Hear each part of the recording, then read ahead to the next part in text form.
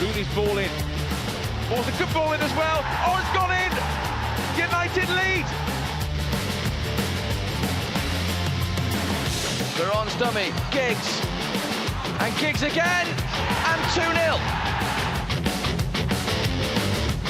Taha goes back on the post, but it's a brilliant goal from Beckham.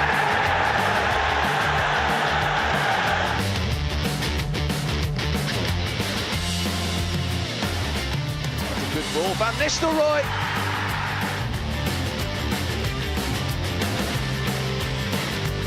Martial's in. Can he finish? Yes, it can. Exciting, unpredictable, unplayable. Cole entitled to go for goal, and it's Cruyff.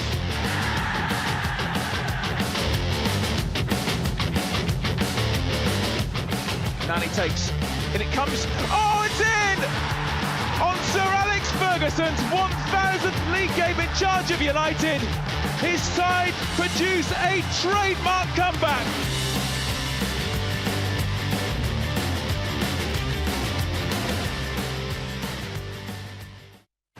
Memories of some great visits to Southampton over the years for Manchester United, and can they keep up that terrific record on the South Coast today? A 15th visit to St Mary's, 10 wins and just 1 defeat tells its own story.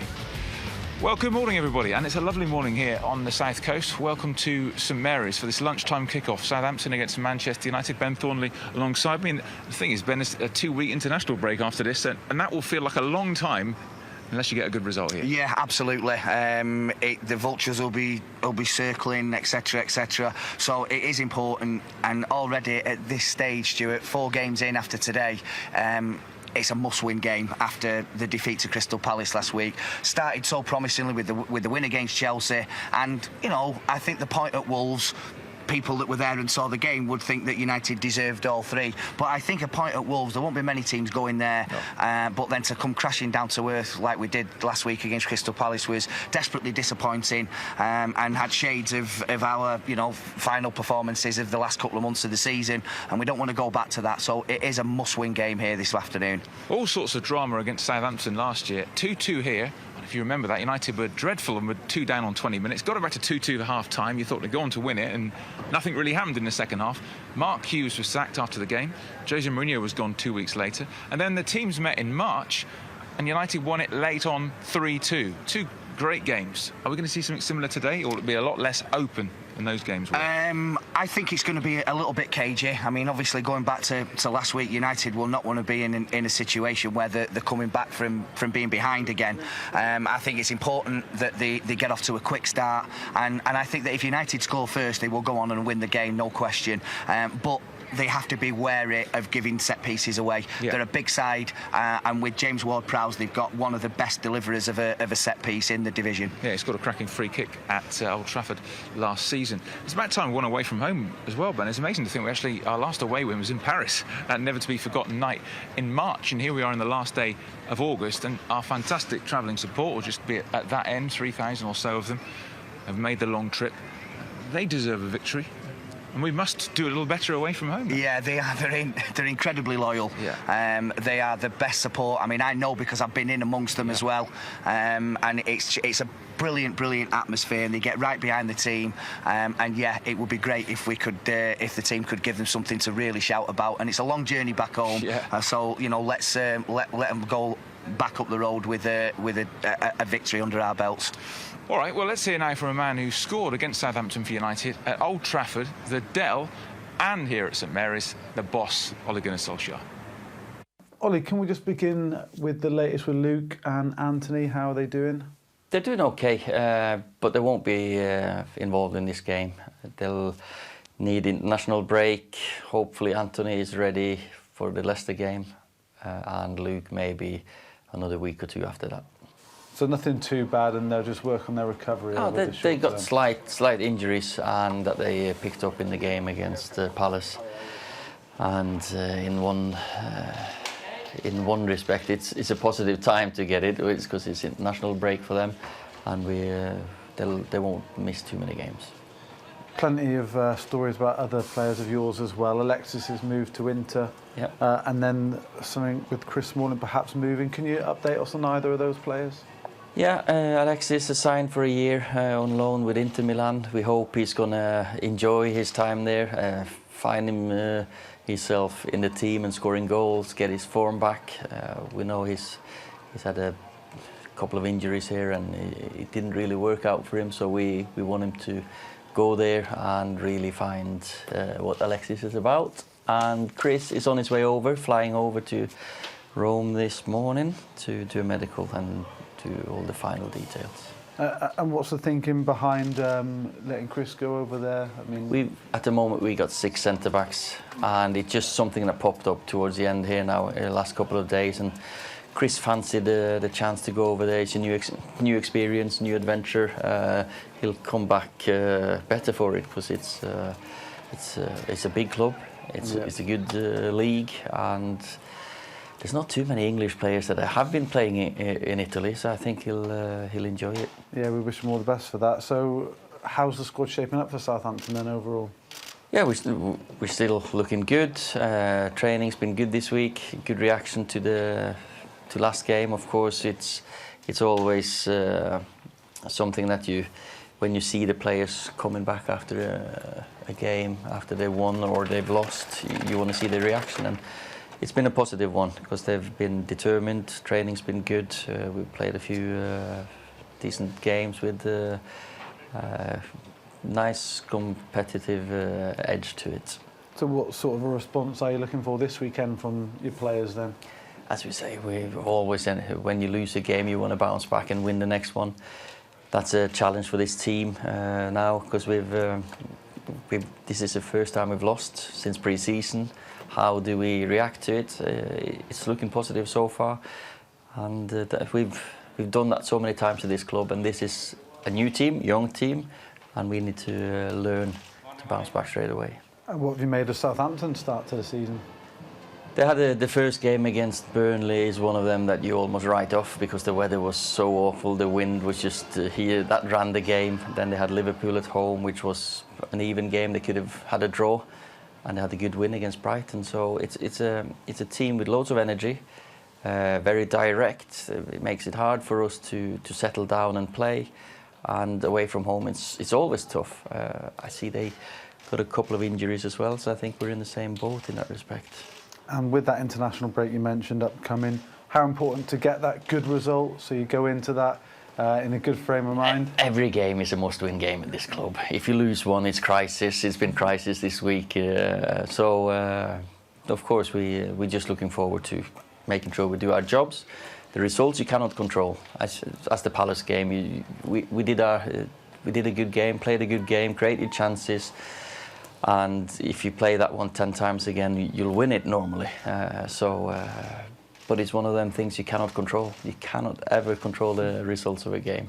And we're speaking before the Europa League draw, so can't get your thoughts on that. But we do know we play Rochdale in the League Cup. Yeah. So what do you think of that one at Old Trafford? Nice local derby. It'll be competitive, of course. It's a big game for the Rochdale lads. Young Rathbone is an old friend of ours, and we're looking forward to it. You're always happy when you get a home draw. That's the main thing in the cups. Ollie, they're talking about the Rochdale tie. That's confirmed Wednesday, the 25th of September at Old Trafford. We'll be getting his reaction to the Europa League draw later on in this programme as well. We might as well get Ben's reaction to it. And well, United are going to get the air miles sorted for this trip on Astana, which is as far as you can go, into Kazakhstan. Obviously Belgrade as well, and a bit closer to home in Holland. Yeah, it's amazing to think that you have to go that far and they still qualify as being in Europe, Astana. But somebody had to get them, and it's United. It is a long way to go, but it's I think a group that United will feel as though they can win. It's going to be difficult going to somewhere like Belgrade, always a hostile atmosphere, old-fashioned ground, Eastern European. But I think that if they win the home games and they go and get a couple of draws away from, or 3 draws away from home, that should see them safely through, hopefully with a game or even 2 to spare. Not the easiest of groups, but certainly a group that they'll feel as though they can win. Yeah, poignant trip to Belgrade for United. Ollie, I think, is going to try and use the Europa League also to play quite a lot of the young players as well, some of whom could be involved here today, because we're thinking about what team Ollie's going to play, and the team news is coming up soon on MUTV. But obviously we know that there's no Martial, we know there's no Shaw, so that's 2 changes for a start. What are you thinking team-wise? Well, you would think that automatically, as happened last week, that Ashley Young would step into Luke Shaw's shoes and where he's been so accustomed to playing over these last 2 or 3 years, left back or right back, so he'll be absolutely fine. But then with Anthony Martial, who has put in some decent performances and scored goals as well, it's going to be more of how he juggles it about. Does he give Mason Greenwood his full debut? Personally, I would. You'd start him? I would. I'd love to see the lad let loose and show what he's all about, because I've been watching him from a very, I mean, he's still only very 17. young anyway, yeah. But I've been watching him through the ranks. Saw him score his first goal for the 23s at Wolves last season. Obviously, he scored on the tour as well, and I reckon that's the way he should go. But yeah, well, it's up to Ollie. We'll confirm the team news for you very, very soon. Right, just the man who we're going to get information from about Partizan Belgrade is Nemanja Matic, and we've been chatting to him ahead of this Southampton game.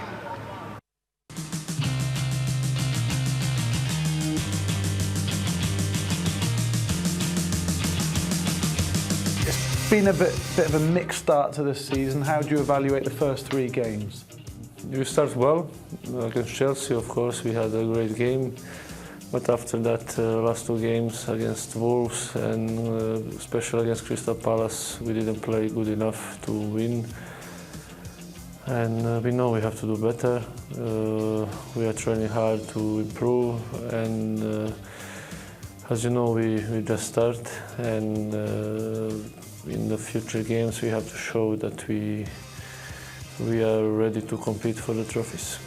But we were unlucky not to beat Wolves. I think it's universally agreed we were the better team at Wolves and the better team for the most part against Palace as well. So is there a hint that we were a little bit unlucky not to get more out of both games? Yeah, I think we deserve more in these 2 games, but this is Premier League. When you don't use your chances and when you are a better team, you don't kill the opponent by scoring goals. This is what happened in Premier League, because every team has quality to do the counter-attack, to be dangerous in set plays, and it's exactly what happened in the last two games. I know you'll be working hard on the training pitch as ever, as you always do, trying to get back into winning ways and to hit the ground running against Southampton to get a positive result.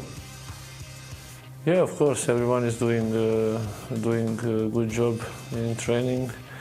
Is only what I can say, because the guys are very professional, and we will see if we have enough quality to turn the situation and to start to win the games, because we need that.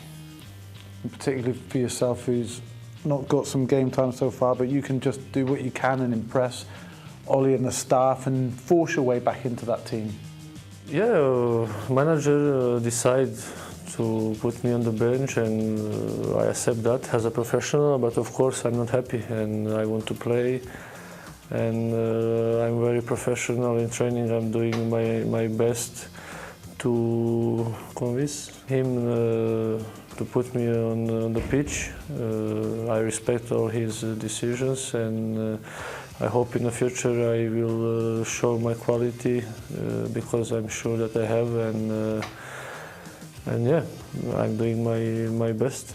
Yeah, we certainly hope so. We expect you to get back in, given your quality, and Southampton away would offer a good chance, perhaps. A tough game to go against a team which has shown against Liverpool this season they are strong at home. Yeah, to play against Southampton, especially on the stadium, is always difficult.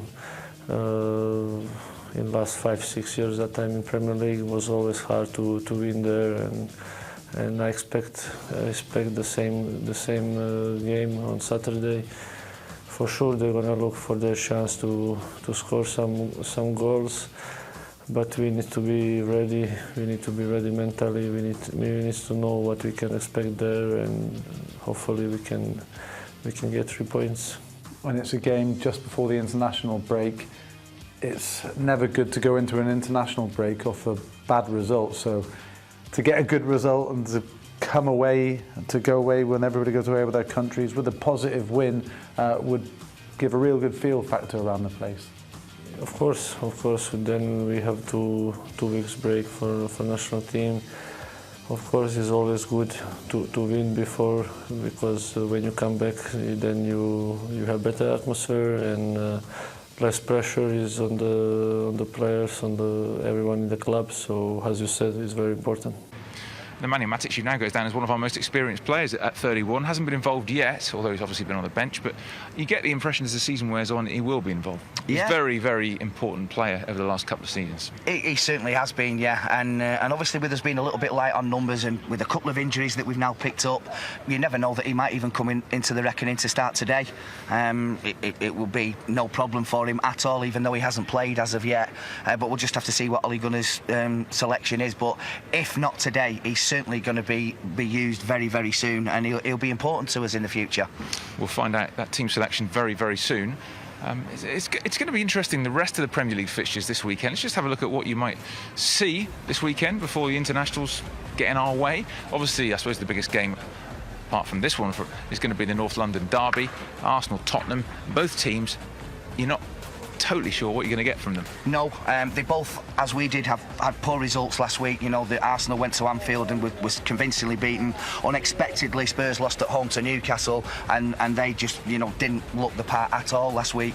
It's bragging rights in the city. It's a big game at this early stage of the season, and 3 points is a must for either of them, like it is for us today, if they're going to keep up with the Liverpools of this world at the moment.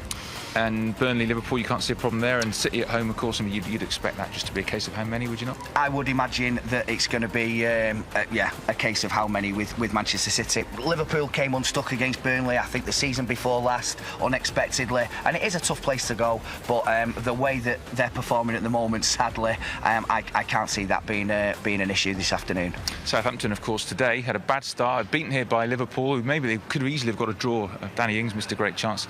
They got demolished at Burnley on the opening day, but they've won twice this week. An important win at Brighton, just along the coast, and one at Fulham in the League Cup in midweek as well. So things have changed for them over the course of this week. Yeah, well, you know, South Coast bragging rights, you know, beating Brighton last week. And I think that quite a few people might have had Fulham to cause a little bit of an upset in midweek. You know, Fulham have started the campaign really, really well. And, you know, with managers tinkering with the side, I think a lot of people thought Southampton might come unstuck at Craven Cottage. They didn't. They've got through. And that will, you know, give them a little bit of buoyancy coming into today's game on the back of 2 wins. I mean, it's a real relegation battle for them last season and the season before, but could you see them hovering well above that this year, or down in a bit of trouble? I can't see them hovering well above it, but I think that they've probably got enough quality here. Hopefully it's not on show today, but enough quality here with other teams in the division for them to be able to just about survive again in the Premier League. Now, have you managed to catch a new show on MUTV kicking off? It's on a Thursday. It's on MUTV. It's on the app as well. And fans can have their say on issues like who to replace Luke Shaw and who to replace Martial today. So let's do a little taste of what you missed this week.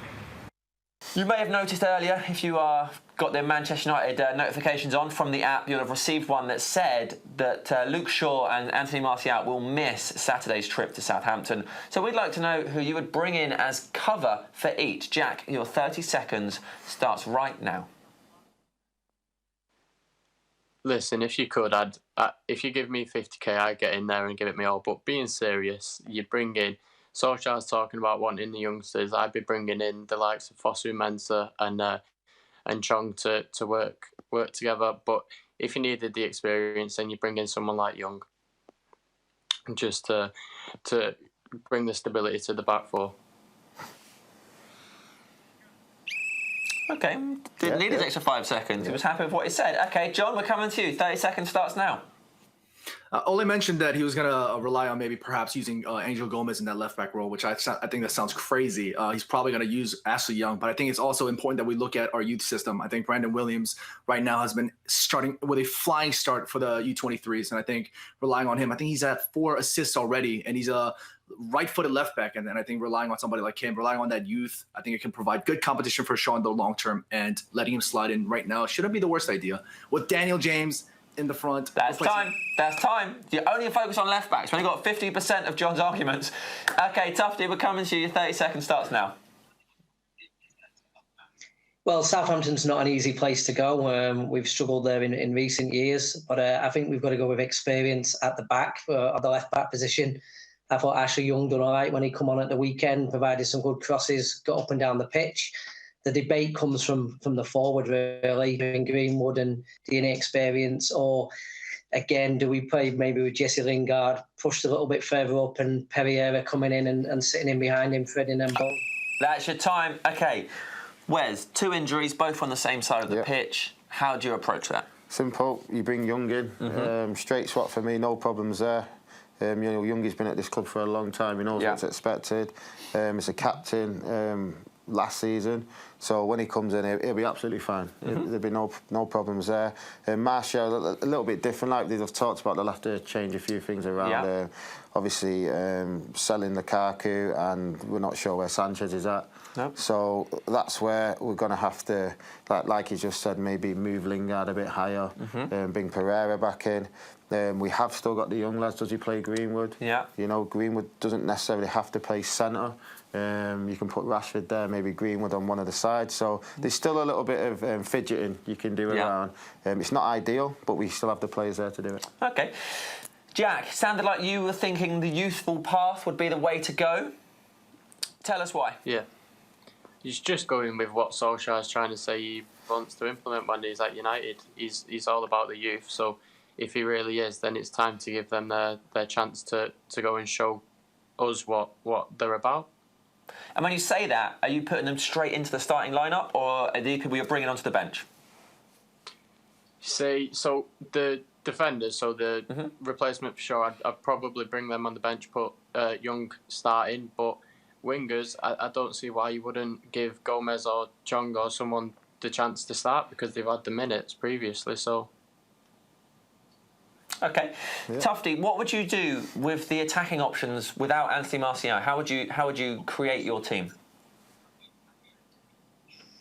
I think away from home, it's a slightly harder game than it is at Old Trafford, and I think the pressing from Jesse Lingard, he's been criticised for not contributing with assists or goals this season, but I think his work rate and what he does off the ball quite a lot of the time goes unnoticed. So I would actually push Jesse a little bit further forward and then bring in Andreas Pereira just to sit in behind. Again, he's a little bit more energy than what we'd probably see from wan-bassaka.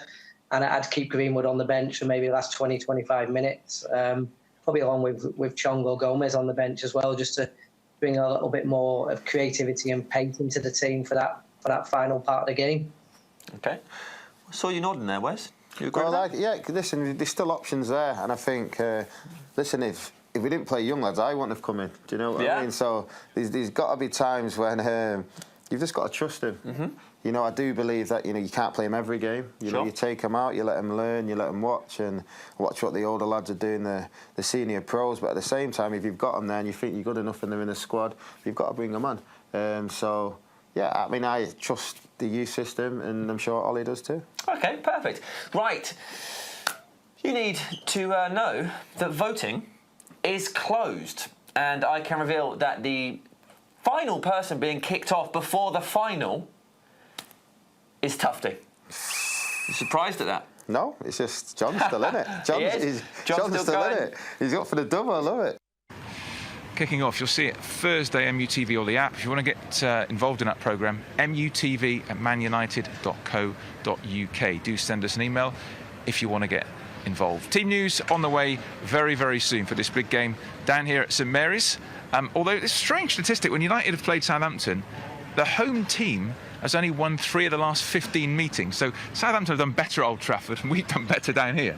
What's going to happen today? Well, we need to win. It's as simple as that. But you're Stuart. saying must win already. That's early for must win. It is, but only because going into this international break with perish the thought 4 or only 5 points, when the likes of Liverpool are possibly going to be up there with maximum of 12. It's already a huge gap, and you saw how tight it was between City and Liverpool last season. Other teams, ourselves, Spurs, Arsenal, Chelsea, we all need to be up there and pushing the gap closer, and that is why it is, for me, a must-win game, and it'll just help the international break run a lot more smoothly if we've got 3 points under our belt this afternoon. Are there enough goals in the team, particularly with Anthony missing? Yeah, he has started the season well in terms of his goal-scoring exploits, but I always felt as though this season we can't really pinpoint anybody that is going to score you 25, 30 goals. So it has to be a collective effort, and other areas of the pitch, other players have to weigh in with their fair share of goals. And with Anthony missing, he scored 2 goals. We need people to step up and do that this afternoon. Yeah, and there's going to be a pacey counter-attack from Manchester United, you'd expect as well. That's the way we played in pre-season. That's the way we played so far this campaign. And sometimes playing away from home actually is suited to that. Yeah, absolutely. And if he does bring Mason Greenwood in place of Anthony Martial, that's not going to affect the way we play at all, because he's quick. We know that Jesse can move. We know that Daniel James can certainly move, and obviously Marcus, who probably is going to be the point man this afternoon. We have got pace all over the place, and if we can hit them on the counter-attack, I don't think that we'll be able to live with that. All right, well, you mentioned Mason Greenwood there. We're now going to hear from Ollie at his press conference. And he was actually asked whether he's going to give Mason Greenwood an opportunity down here on the South Coast today. Anthony's won't be fit this weekend. Yeah. Is that an opportunity for Mason, maybe, to It start? might be, yeah.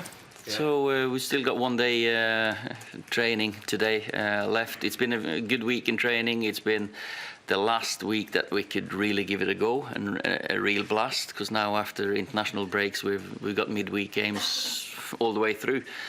So haven't decided the starting 11 yet. We saw him in pre-season, and he doesn't seem fazed by the prospect. He seems to be someone who's going to grasp it if he gets the chance. He's a natural footballer. He's enjoying his time on the pitch. He comes alive when you get closer to the goal, which is great to see. And the finishing sessions, he's always the one that ends up in the last 2. He always scores the most. He's the sort of finisher you like, isn't he? Because you've been talking about getting those scrappy goals and that. And he's not scoring scrappy goals, I've got to say. He's got proper goal scorer goals, and he also has to learn that scrappy bit inside the 6-yard box and stick your head in where it hurts, and one of them. But he's got all the whole range of finishes. Ollie, with regard to goals, United's sort of return in the Premier League since Ferguson left has been quite down when compared to, say, the champions. I think it's 61 is the average. What's the key to upping that? Is it creating more chances? Because taking the chances. We've created enough chances the first 3 games to have 9 points. So more clinical, keep working on the last pass, last finish, but we've created enough chances to win and maybe score penalties. Yeah, so you're happy there's enough creativity in your side?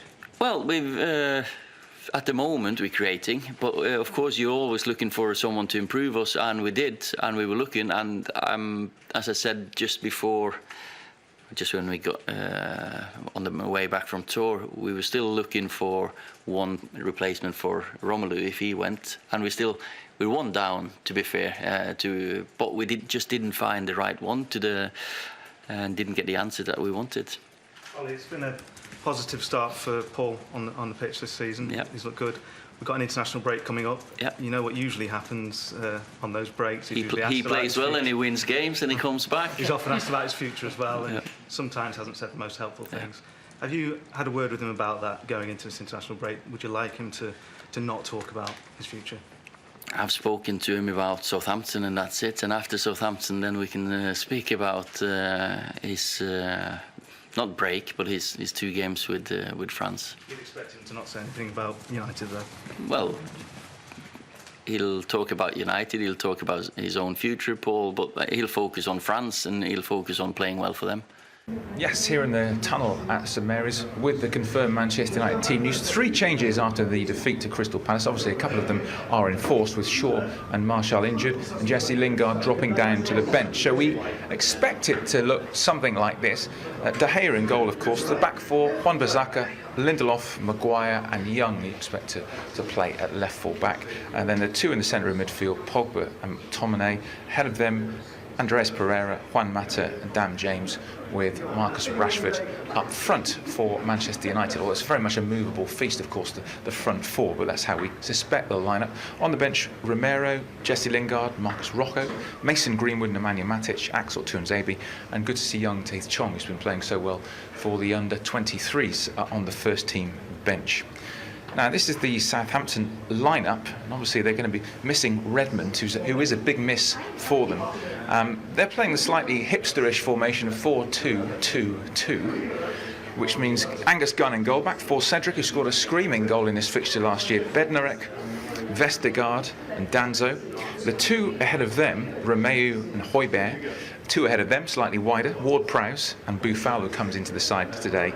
And up top, Danny Ings and Shay Adams, who joined from Birmingham in the summer. So 4-2-2-2 for Southampton. 2 entertaining games between these 2 sides last year. I wonder if we'll see another one again here today. That's all for now from here at St Mary's. Plenty more to come, but for now, back to the studio. Stuart, thank you very much indeed, and welcome to MUTV headquarters at Old Trafford. It is great to be back with you again for a new season from my point of view, and I'm delighted to be joined by Quinny Fortune. Nice to see you as always. And listen, since I last sat here, you've been promoted. Tell us a bit about your new role here. Well, I'm involved now with the under-23s as assistant manager with Neil Hood, and really enjoying it. We had a game here last night, and it was a bit crazy, but we managed to get a point, so really enjoying it. But we're going to see that game later on, and believe me, it is well worth looking at as well. But from your own personal point of view, how much of a buzz does it give you to be out on the grass again? As I said to you now earlier on, it's almost like playing. It's the best place to be in the world, and I was doing my coaching badges the last couple of years, and like I said, I couldn't have asked for a better place to start my coaching career, and absolutely enjoy every single moment of it. So, yeah. It looks that way. Back to the business of today. How have you viewed United's start to the new season? Chelsea was an amazing performance, good result. I thought we could have got unfortunately against Wolves. The first half absolutely dominated the game.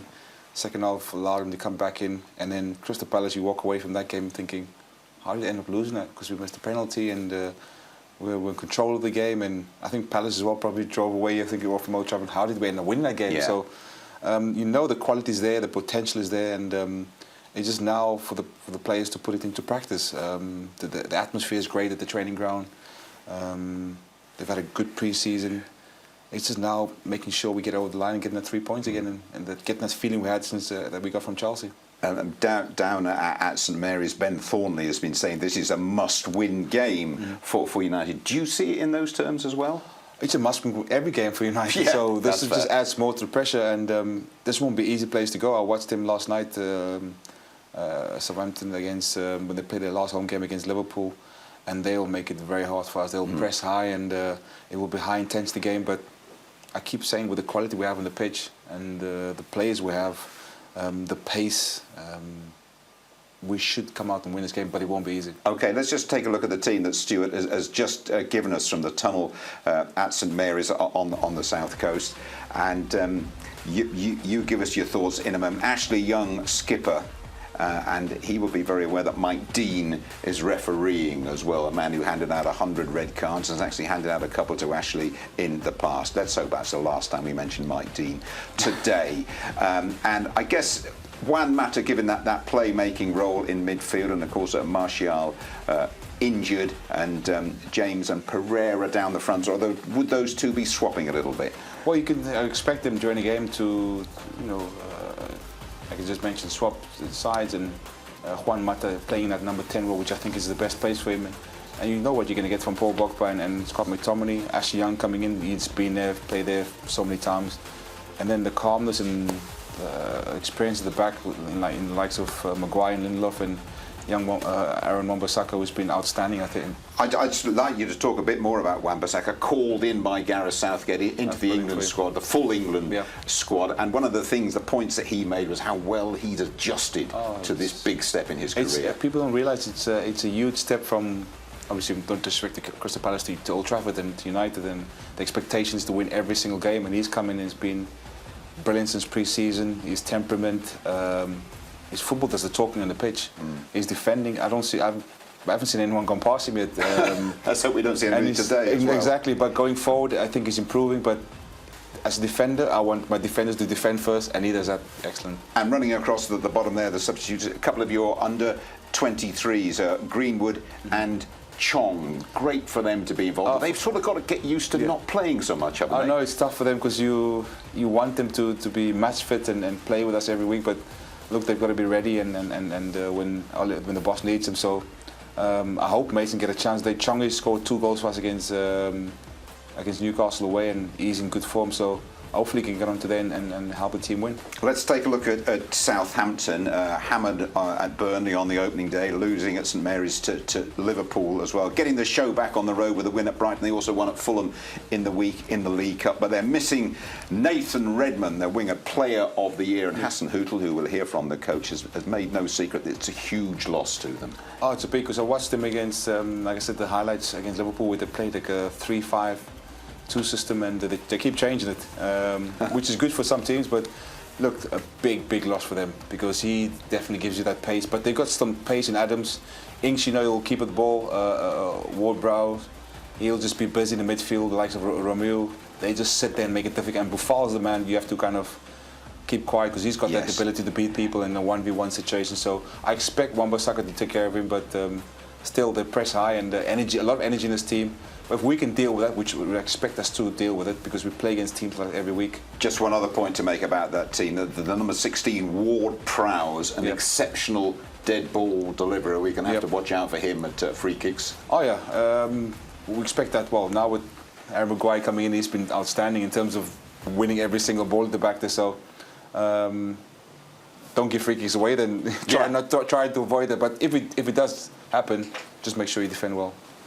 Let's get straight back to St Mary's. Delighted to say that Stuart has just caught up with Ole Gunnar Solskjaer. Well, Ollie, 3 changes from last week. Obviously, a couple of them enforced, but can you tell us your thinking for this one? Yeah, Luke and Anthony are injured, so Ash is an easy in there. For me, Andreas done really well in the first game, and he's chomping at the bit to come in again. And Juan has been very good in the games we've had behind closed doors as well, and we felt it was time for him to get the chance today. Obviously, he comes in for Jesse, but obviously something different, I guess. Juan, he can sort of unpick the lock sometimes. And we do have different options, and Jesse and Juan are 2 different players. And today we decided on Juan for experience a little bit with Ash on that side. We've been a young side. And of course, it's always good to get that old heads on the pitch in a difficult game, because it's going to be tough. They press hard, they're direct, they go for loads of second balls, go directly in behind us. So we'll have to be strong mentally as well. Are you expecting though? Because we've had some great battles here and at the Dell, obviously, over the years. Yeah, expect them to. They're at home. It's a morning kickoff or a 12:30 kickoff. They want to go get at us. We want to counter that by being ready, focused, ready for their press. We need to play quickly, play through them or in behind them. Good luck today. Thank you. Cheers. Yeah, good luck to Ollie. Wonderful record against Southampton, by the way, as a player and a manager. He has won his last 8 down there. Mike Phelan, wise words from him on the touchline at St Mary's. 50 minutes to go to the kick-off down there, and they know as he sips away on that cup of tea or cup of coffee there, they know that they're going to have their hands full today, irrespective of which formation Southampton decide to play, because they will press and press. Oh, they've come out this season look like that's the style of play they're going to have. Obviously, under the new manager, and I think the players understand what their manager wants. But should be no different. Our players should be used to this kind of environment, and it's a good challenge for them.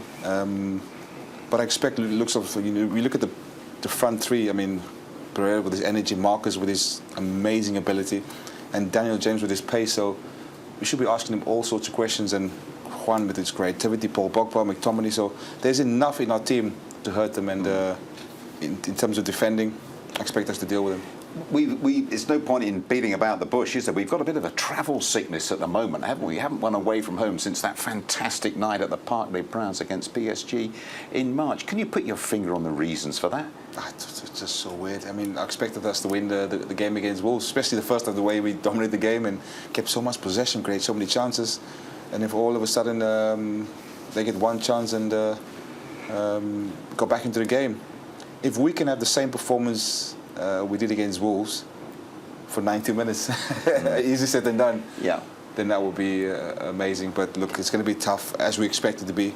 I keep saying, we got to deal with that, and we will deal with that, and expect us to win this game. Let us hope so. Well, Ollie there singling out Andreas Pereira for special praise in the starting line today. Started against Chelsea. He is fit, he is raring to go, and his message is everyone has to keep believing.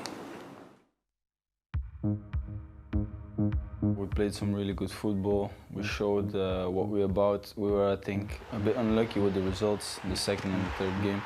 But I think we have to keep going, keep doing the things we're doing and keep believing, because, the second and the third game, we didn't get the result we wanted and what we deserved, really, because if you see, we had a lot of shots, a lot of possession, but sometimes you have to get the details right, and it's just a few things you get right, and the goals will come like loads. So we have to keep calm, and the results will come for sure. Martial gets it back. Dan James. Daniel James. 2 minutes from time. Manchester United get the equaliser. Yeah, it was very frustrating because we got 1-1 in the end, and then to give it away in the last minute, it hurts even more than losing just 1-0 at home. But yeah, we're working on it, and I'm sure the results will come. For you personally, you're very much in that first team squad week in, week out now, though, aren't you? And you've got the confidence of the manager and his staff, so how much does that help you? It helps me a lot. I feel I'm very confident. I'm feeling stronger and fitter than ever. So, in training and in the game as well, the first game that I played, I felt very confident, and I was very happy I could help with the assist in the win. So, I'm here now. I'm ready to go again whenever the manager puts me. Yeah, the preseason was main thing for us. We worked very hard, and as a team, we prepared ourselves to get control of the games, to be on top of the opponent. And the winner is Pereira. Yeah, it was my highlight till now at United, and hopefully I can score many goals more. But yeah, that will stay in my mind. Yeah, it's staying in all of our mind. It was a special strike. Against a team who've proven time and time again they're very tough to beat. Yeah, they had a very tough game, early this season against Liverpool. They showed, they're not a team that you can just go there and dominate and win the game. They're gonna go against us, and at their ground will be a difficult game. But we have to show that the two games that we played now, we have to learn from them, and we have to keep the details right, and we get the result. Yeah, because it's important to get the win and put points on the board, because it's going to be a hugely competitive Premier League season as ever. Yeah, everyone is picking up points. Every team got better, and I think we have to show that we got better as well. We'll have more from Andreas Pereira before kick-off. We have to speak to him about that goal of the season. Bit of Brazilian magic, Stuart described it as. That's coming up in a few minutes' time. I don't know what the weather is like where you are watching, but there is a massive contrast in this country. This is us. This is Manchester. Yes, it is still August, I believe, and it is absolutely hurling it down, and the only water at St Mary's is coming from those sprinklers. The UK is definitely two countries at the moment, weather-wise. That is, of course. Talk to me about the Brazilian, about Pereira, who's obviously been doing a lot of things right off the pitch to get a start today. It's an interesting one with Andreas because when he first arrived, he was like a number 10 player, and he's been asked to play in different positions, which is good for a young player because it means he can adapt. I still think he's still got more to offer for the team. I still think there's more in his locker that he can do. He's got a goal in him. He can play defensive midfield. He can play now, which is on the right. So good for him. The more games he'll play, the more confident he'll become. He'll get, and he's got a great attitude, and that's why he's playing today. The manager trusts him, and I hope he has a good game because you can see he puts in the work every single day in training. Are you aware that things are changing here a bit in terms of the club is now looking to its younger players much more for this season than it did before? But that's the history of the club, and that's what Ole's done since he's come back. And you can see the introduction of young Mason and Chongi, and hopefully Angel Gomez in the future as well. There's so many that's knocking on the door, and that's the history of the club.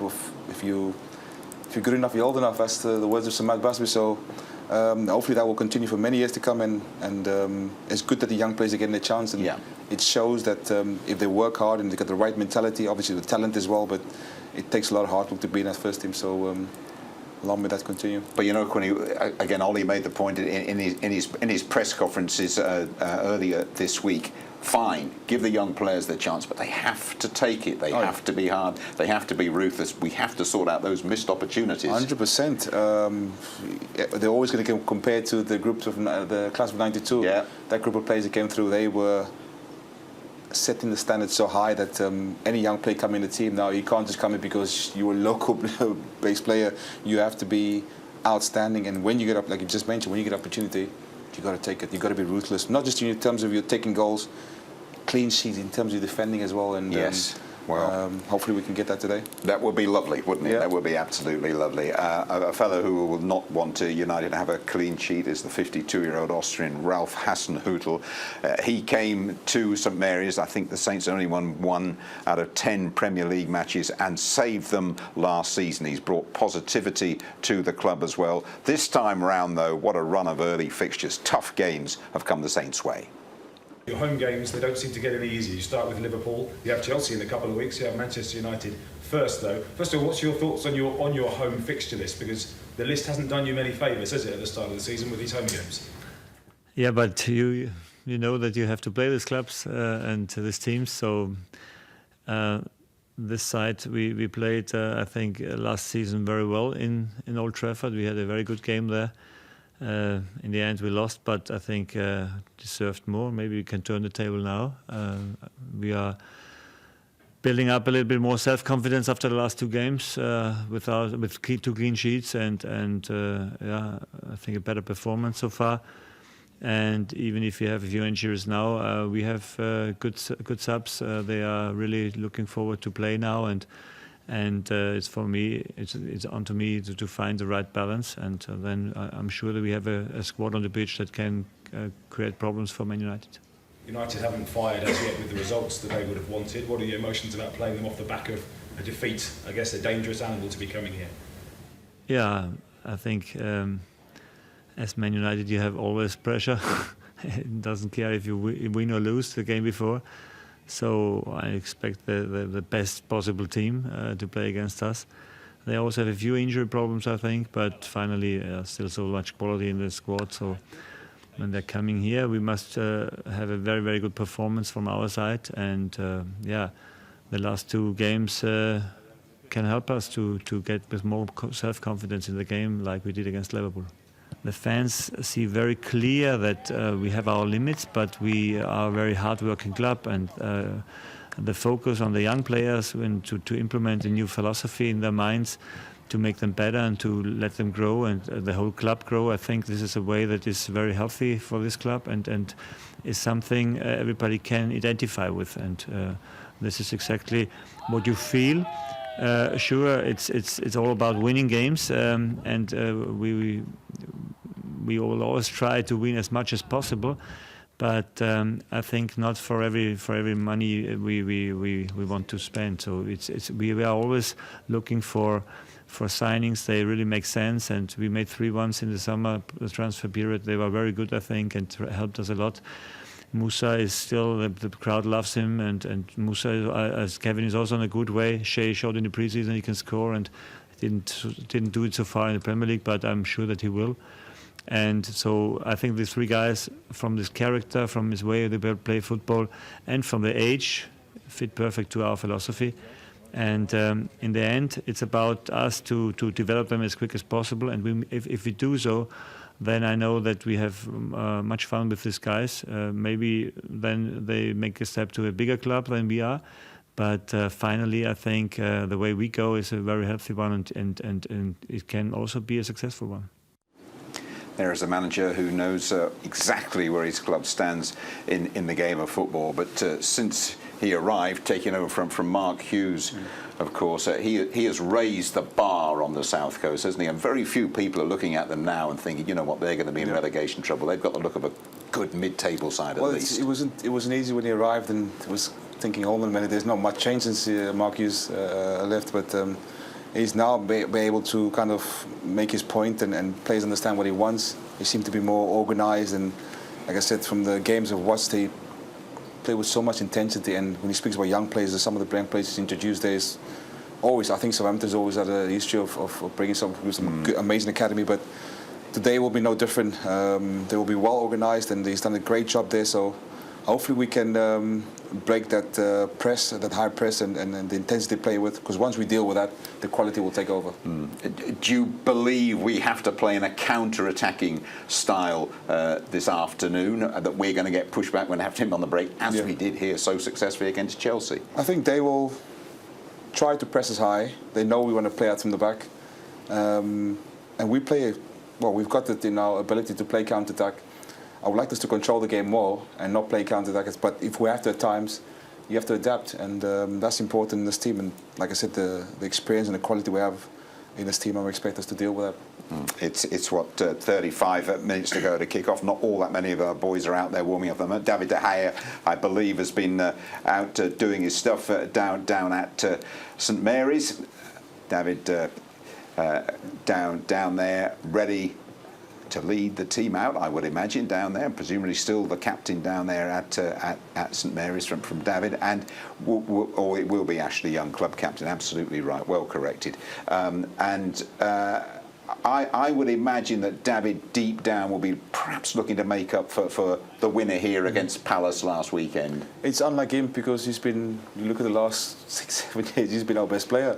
Yeah. So when he makes a mistake, we all take responsibility, because it's not just the goalkeeper, it's a team performance, but we know he's an outstanding goalkeeper and probably one of the best in the world, so he knows himself that he's frustrated with that, and I can't see that happening again. What we do have to look at is that now that Marcus is up front, you got Pereira there, you got Daniel James, we need to get goals from midfield, play some other parts of the pitch, and Juan Mata can come and he can get a goal for you. Paul Pogba, we know what he's capable of doing, and Jan McTominay, he's also got a great shot in him. So everyone's got to chip in today and see if we can get goals from. Different topic for you. Where do you stand on shirts, on Manchester United shirts? Have you got a favourite one? Have you got a favourite change of colour? Do you mind which colour we play in at all? Is it all the same to you? Where do you stand? I love the red shirt. The red. Yeah. Just keep it red. That's the best colour, and that's my favourite colour. I hoped you were going to say, I love that black strip. You know, that's the one. That's the one I really, that's what we're playing in today. Love to change in, because I like it. We're in the black today, and you know what? The Reds have done pretty well when we've been men in black too. See up there. Shut your mouth off, you. Keane. And off goes Giggs down the right. And Giggs is round the goalkeeper. Ronaldo scored again! And again the flag stays down. It's Giggs who's through this time.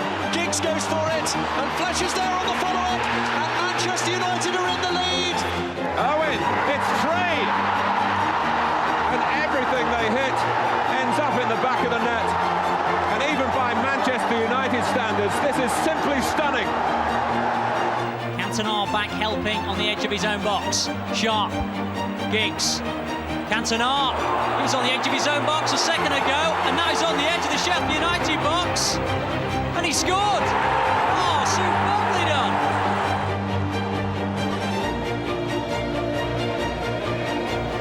Emerson, oh look at this, Rooney, lofted over the goalkeeper for an impudent finish. It's a great finish, it really is a great finish, and he deserves it. He deserves his goal today, no question about that, Wayne Rooney.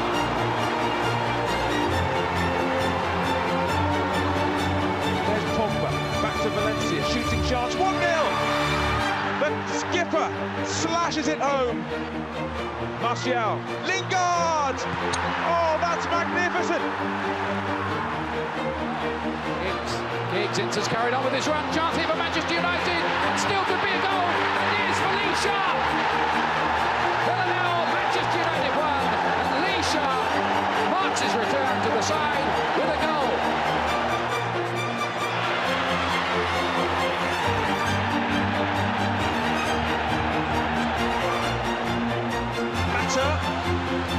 Goes down, Martial! Caught back pass, Martial's in, can he finish? Yes, he can. Exciting, unpredictable, unplayable. Heading back across goal, and nodded in by Chicharito. Done that again. John O'Shea can finish it here, that's lovely! It's Manchester United's night!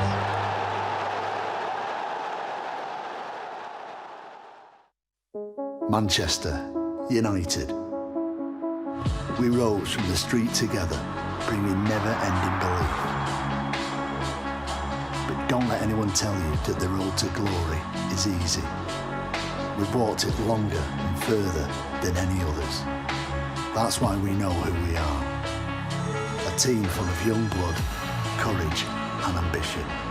We've shown them before what greatness looks like, and we'll do it again and again and again. Since 1909 and before, the day Red rose. We go in black, the training kit is blue, and here come the boys with just over half an hour to go to kick-off. And these sort of morning or early afternoon kick-offs, Quinny, how different and how difficult is it for players having the pre-match really early and things like that? How tough is it, do you believe? No, because we train every day at 10:30 anyway, so it shouldn't make any difference because your mentality should be the same the way you play. So no, it's not the difference. It's great because you get on with it as quick as possible, and some players might not have the best of sleeps, but the mentality must be the same. And close up on Pogba, as he tends to be whenever he is near a camera, unless there is some startling business done in the next day or two, he's staying right here. What are your thoughts on that? Outstanding player, great leader. Obviously, with all the hype that's been going on around Paul the last couple of months, it's normal. But his attitude's been brilliant in training. You couldn't have asked for a better reaction from him. Now we just want him to get on with his football and just perform, because we know what he's capable of doing, and he can lead this team into winning many trophies.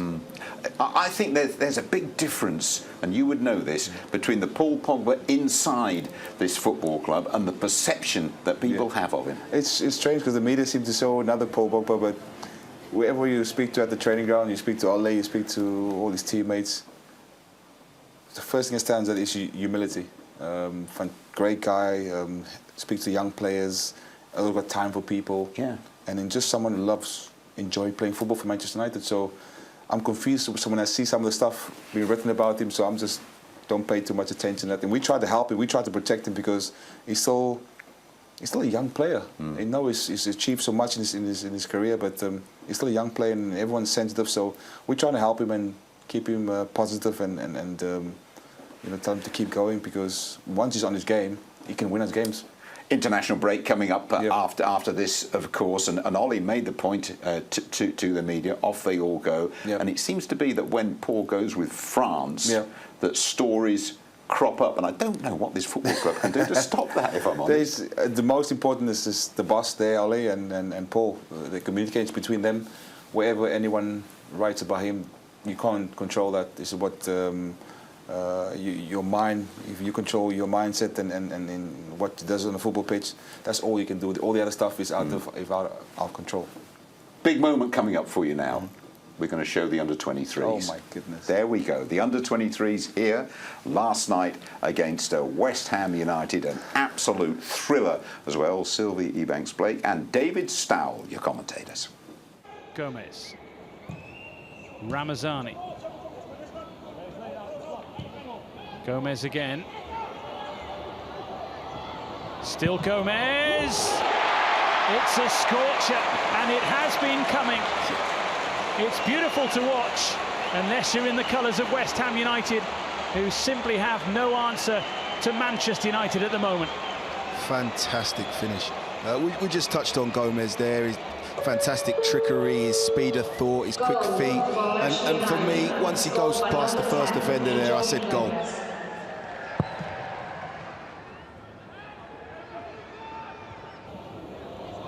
There's a right old clash there. Williams taking out Traore. So there's a bit of a gap at the back. West Ham look to exploit it. This is Holland. There's room, and there's an equaliser. Manchester United's defence is finally breached at this level for the first time this season. And despite all the domination from those in red, West Ham United have a way back into the game. Yeah, we spoke on it before. United was stretched for probably the first time in the game there, and the striker there does really well in the end, and it's a really good finish, but United will be disappointed with that.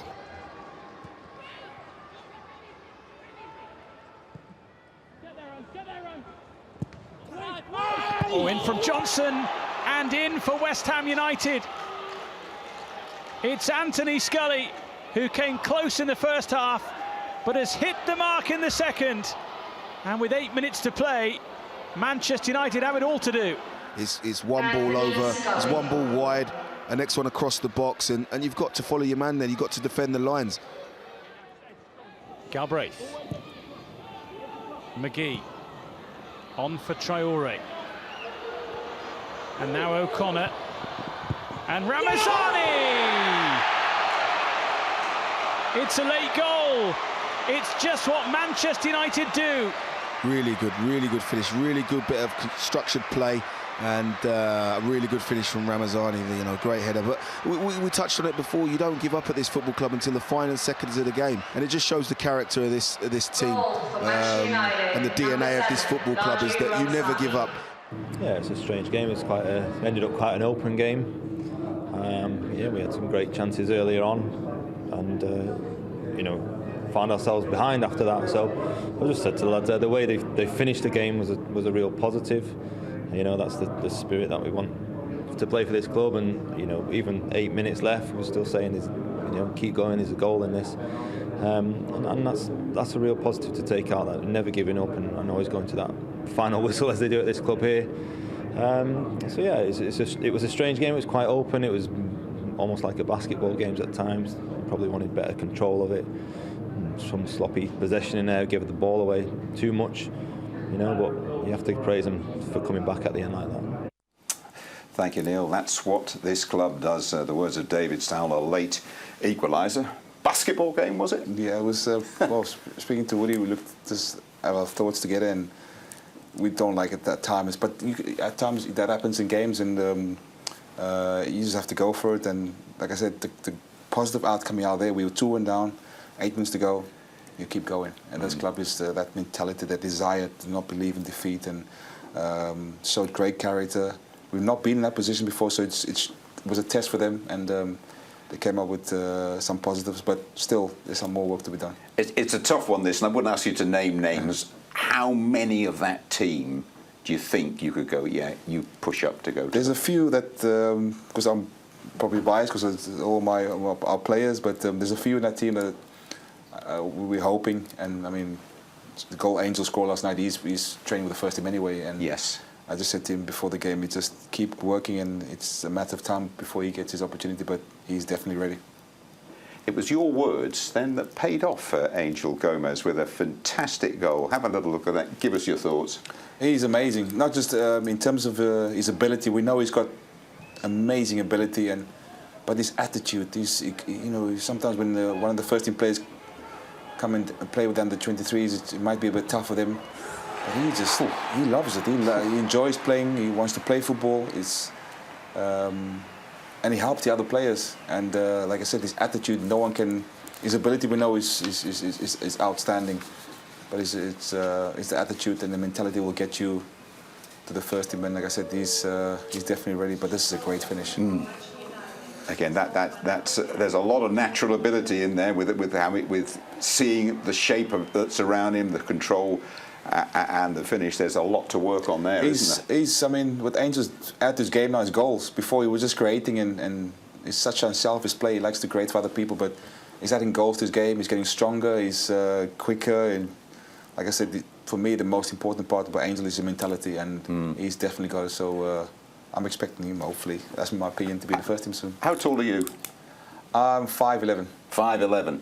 He's 5'3", apparently. He ain't going to grow much, is he? So is that a drawback to him? No, or is that because one of the best player in the world, Messi, yes, are not far off. So yes, Angel's definitely got there. But like I said, I keep saying the ability is there, but the mentality and the work ethic and the desire, he adds that to it. And once you got that as a young player, he's not far off being in the first team. Special goal for him last night. Do you know why today is a special day for him? Don't tell me it's his birthday. I am going to tell you it's his birthday. You should know your players. You should know your players. I knew it, Jay. He is 19th today. You better look down the barrel and wish him a happy birthday. Angel, happy birthday, and I can't believe he didn't have any cake for us last night. So, but then that was the night before. You've swung that round on him very well. Yeah, happy birthday. We gave him a day off. We gave him a day off today. That's why. That's good. I'm sure he's using it and will be glued to MUTV. By the way, hey, well done, a great goal last night as well. Let's hope for some great goals in the Europa League this season as well. We'll hear from Ole Gunnar Solskjaer in just a moment. But these are the Europa League fixtures, and it involves a trip to Kazakhstan, a 6,000-mile round trip to play FC Astana. I will hold my hand up and say I've never heard of them. We have to play them on an all-weather or plastic pitch, whichever way you look at it as well.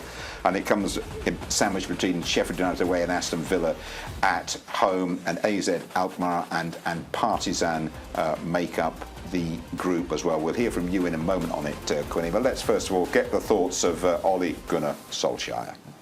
Ollie, good to see you. Firstly, your reaction to the Europa League draw?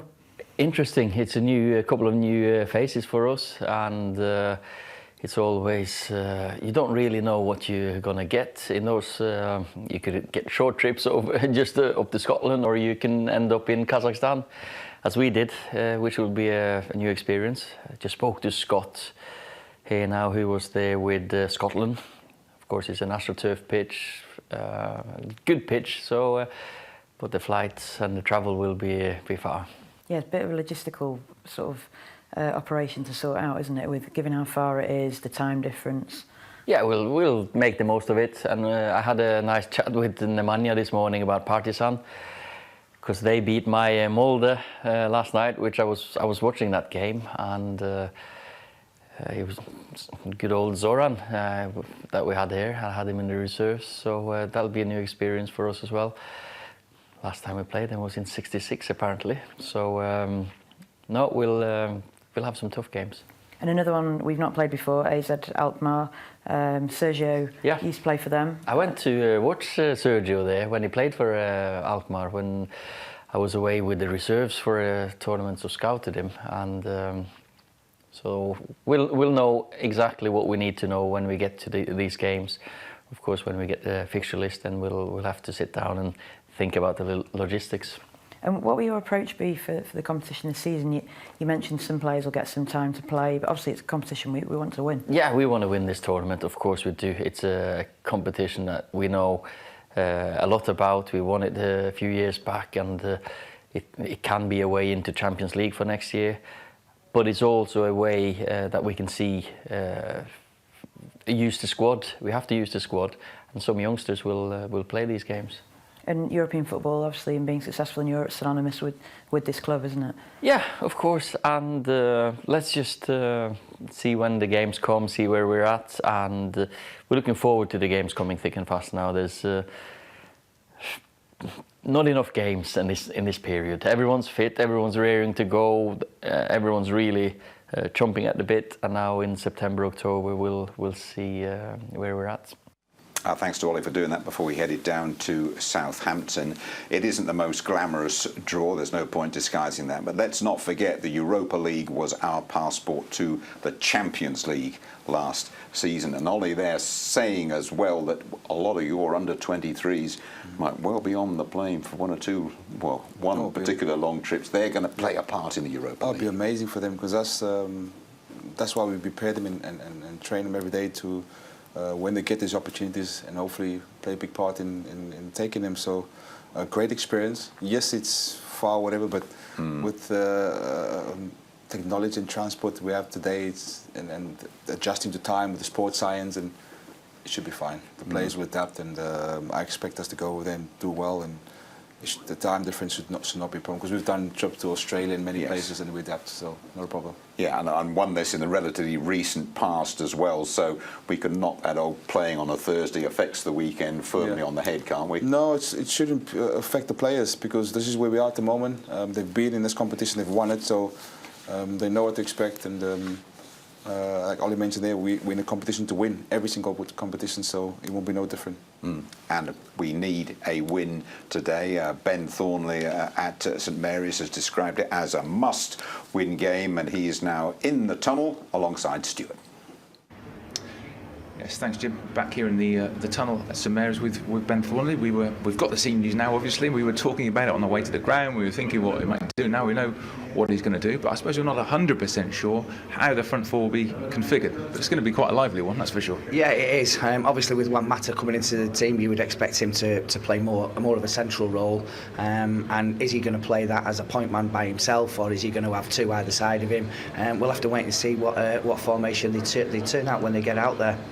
Andres Pereira in the side. He scored the goal of the season for United against Southampton last year. Again, another energetic figure in that sort of final third. Yeah. With obviously with Scott McTominay and Paul Pogba probably going to anchor the midfield. We will need Andres Pereira to use his energy to get forward and join in with the front three or four, whichever that may be. And when you've got somebody like wan-bassaka in the team as well, who can pick out a great pass, I think he's got wonderful control of a football. Then you've always got a chance, especially when you've got pace like Rashford and Daniel James. We saw last week against Palace that he just struggled to really break them down. Wan-Bassaka's the sort of player who can sometimes pick the lock, can't he, in these situations? Yeah, absolutely. I mean, where he's probably now lacking in a little bit of pace, he's certainly got that brilliant mind, and he's certainly got an execution of a wonderful pass and the vision. And like I said, because we've got pace, we've got Rashford, we've got Daniel James, he's the one that can play those balls and be able to unlock a defence, which we for all our possession last week against Crystal Palace, we struggled to do. You also cover the 23s for us, and Young Chong's on the bench, and he's having a terrific start to the campaign. It's good to see him involved with the first team. Yeah, I watched him the other night up at Newcastle. He scored two fantastic goals, and he really has started the season extremely well and deserves his chance. As Angel Gomez, who funnily enough played for the 23s last night and scored a great goal. He's been with the squad. James Garner as well. These lads are knocking on the door. They're playing ever so well for the under-23s, and it's just a reminder to Ole Gunnar Solskjaer that we have got a little bit more strength in depth than fans may actually realise with these players coming through. 5-goal thrill at Old Trafford last year, 2-2 here. Are you expecting goals galore again today? Well, I'm hoping so, and I'm hoping they're all going to go in at one end. I'm hoping Angus Gunn's going to be picking the ball out, certainly 2 or 3 times today, because United really do need to get back on track, and there's no better way than doing that and silencing an away crowd than scoring early doors. All right, Ben, thank you very much for that. We're going to go up to the commentary box now. Looking forward to this 12:30 start here, British summertime. United playing Southampton. Stuart, Ben, thank you very much indeed. Inside the tunnel at St Mary's there, where the weather is absolutely beautiful, unlike here in Manchester, where it has, at least it has stopped. It has stopped monsooning, hasn't it?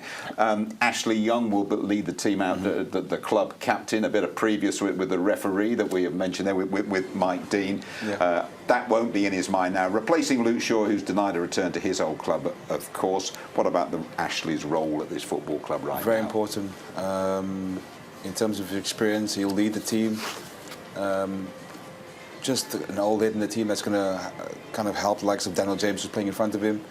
And going forward, let's not forget, Ashley Young can put in fantastic crosses. Yes, and it'll help this fella on the other flank. Oh, he will definitely.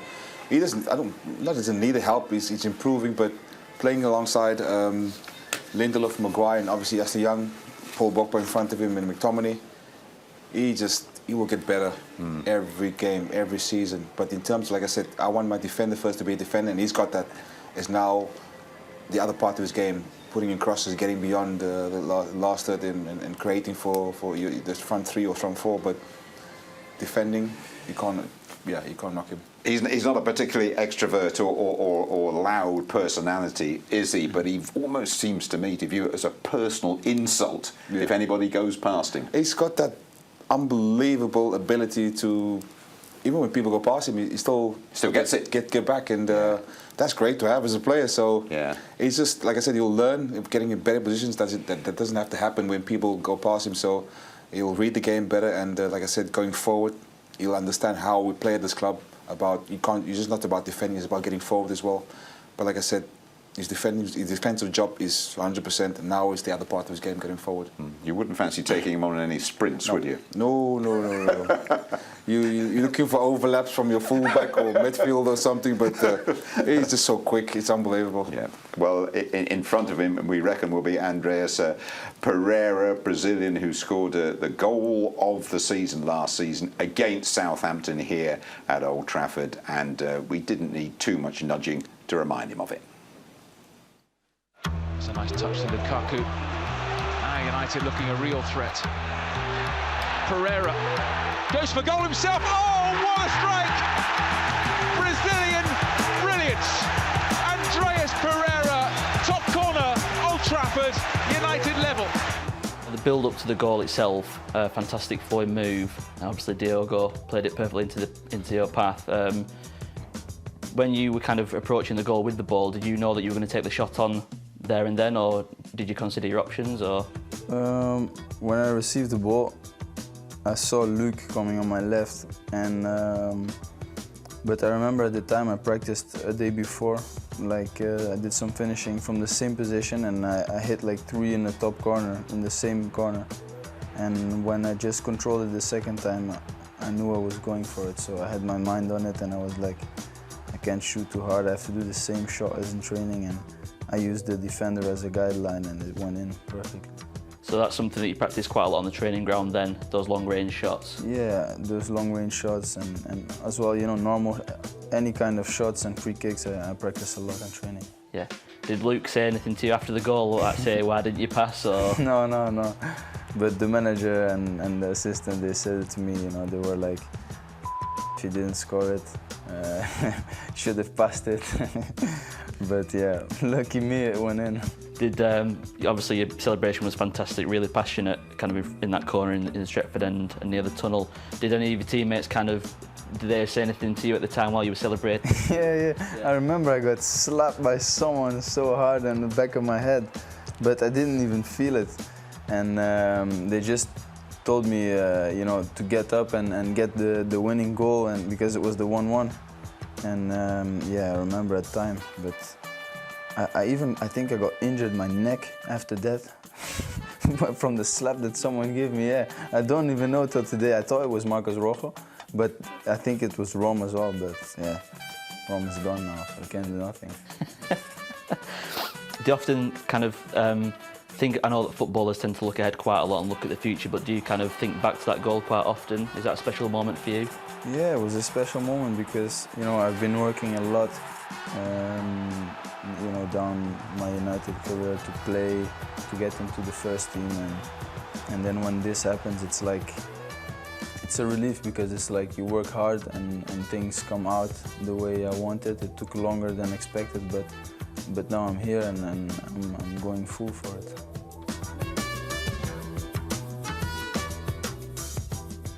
Bit of a mugging from Messrs Rocco and Lukaku after it, but the number 15 didn't mind that at all. Do you ever get worried about celebrations, that players getting hurt in excessive celebrations? Oh my God, we encourage them to celebrate. We encourage them to celebrate. That's the best part, because like I said, all the hard work you put in training, and some players might have been injured, they come back from injury and you get the goal. Yeah. That's what you play for. Absolutely. I mean, go and celebrate. Oh my goodness. Absolutely. Celebrate. As much as possible. Bit of emotion. I'm exactly. delighted that you said that. One technical point he made there, how he used the defender to bend the ball around him. 100%. The best was that. Ronaldo used to do that. Ole, the boss, used to do that. People used to say it was luck that he used to kick between the defender's legs. He practice it. And practice make permanent. So he's got to keep doing that. He's got the right mentality, and I wanted to score more goals because you can see he's got that ability to do it. So hopefully we can get one today.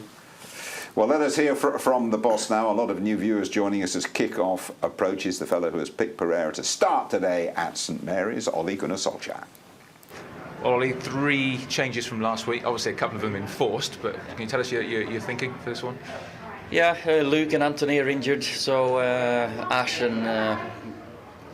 is an easy in there. For me, Andreas done really well in the first game, and he's chomping at the bit to come in again. And Juan has been very good in the games we've had behind closed doors as well, and we felt it was time for him to get the chance today. Obviously, he comes in for Jesse, but obviously something different, I guess. Juan, he can sort of unpick the lock sometimes. We do have different options, and Jesse and Juan are 2 different players, and today we decided on Juan for experience a little bit with Ash on that side. We've been a young side, and of course it's always good to get that old heads on the pitch in a difficult game, because it's going to be tough. They press hard. They're direct, they go for loads of second balls, go directly in behind us, so we'll have to be strong mentally as well. Are you expecting though? Because we've had some great battles here and at the Dell obviously over the years. Yeah, expect them to. They're at home. It's a morning kickoff or a 12:30 kickoff. They want to go get at us. We want to counter that by being ready, focused, ready for their press. We need to play quickly, play through them or in behind them. Good luck today. Thank you. Thank you. Cheers. Ready to go. Teams will be out in just a moment. Here is the United lineup. Number 1, David De Gea. Number 29, Aaron Wan-Bassaka. Number 2, Victor Lindelof. Number 5, Harry Maguire. Number 18, Ashley Young. Number 39, Scott McTominay. Number 6, Paul Pogba. Number 15, Andreas Pereira. Number 8, Juan Mata. Number 21, Daniel James. Number 10, Marcus Rashford. And here is the lineup. As we expect them to, we're expecting Pereira and James perhaps to swap around a little bit there, Mata to pull the strings in midfield. Wear your coach's hat, send them out with the final thoughts ringing in their ears, Quinny, would you? Well, at this club the message will always be they're going to press high, so deal with the press. Play at the opposition, can we play in between, as Olive mentioned there. And we've got the pace up front of Marcus and James and young Pereira. I think it will help more in the midfield. Cope with the press. Once you deal with that, I expect us to control the game. Cope with the press and don't let them in. Let's have a clean sheet. Ruthless in terms of defending, and when we get our chances, there's enough ability there. I'm expecting us to score, so I'm hoping for a win. And with the international break looming finally, we really want to, as they go to the various parts of the world, send them off with 3 points. Of course, that's the intention. Every single game, not just the international week, but we need to win today. And like I said, this team is an attacking team, and hopefully we can get the 3 points. Thank you, mate. More from you at half-time. Chris Parrott and Arthur Alberston will be your radio commentators here on MUTV. We are the most successful visiting side to St Mary's. 10 wins. Let's keep it going, chaps. Oh, it's in! What a flick and what a goal for 2-2. It's Martial on the turn, and Anthony Martial scores again for Manchester United. Martial slots it past Stecklenburg. Mata! Oh, what a free kick! Magnificent! Well, there have been some really memorable visits to the South Coast for United in the Premier League era.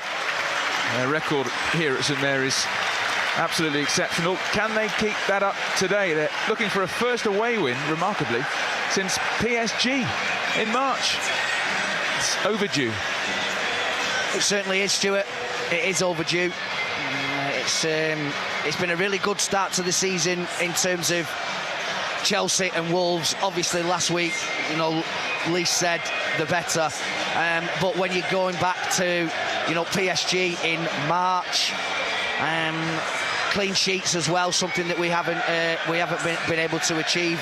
In fact, Chelsea, I think, is the only one in the last 18 games. So we definitely need to get back on the winning trail today. As you see the lads in the tunnel, Ashley Young wearing the captain's armband.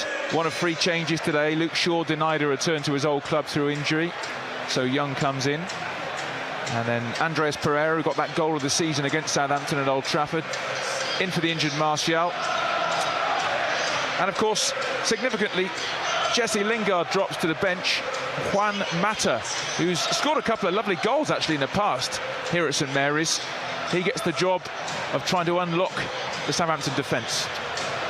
Yeah, Jesse really a victim of the fact that he isn't scoring enough goals, and he's not really assisting either. They are 2 different types of players. Obviously, Juan Mata doesn't have the legs that Jesse possesses, but he will be looking to unlock the door with his clever passing and his vision. As the fire and the flames go up around us, and as they try and build the atmosphere here at St Mary's. Remember, 2 wins this week have really boosted Southampton after what was a poor start, but both goal scorers in their victory at Brighton last week, Redmond and Gineppo, both out. Ings and Adams lead the line, and United will need to watch them. Terrific record here at St Mary's for Manchester United. This is a 15th visit. 10 wins, 1 defeat, and that 1 defeat was 16 years ago to this very day, back in August 2003. But fingers crossed United will go into the international break with a much-needed victory. Time to join our radio commentary team for the first 45 minutes. Arthur Alberston alongside Chris Parrott. Stuart, 9 goals between Manchester United and Southampton last season. 2 cracking games packed full of superb goals. What will happen today? United have the honour of kicking off the new Premier League weekend. Unbeaten here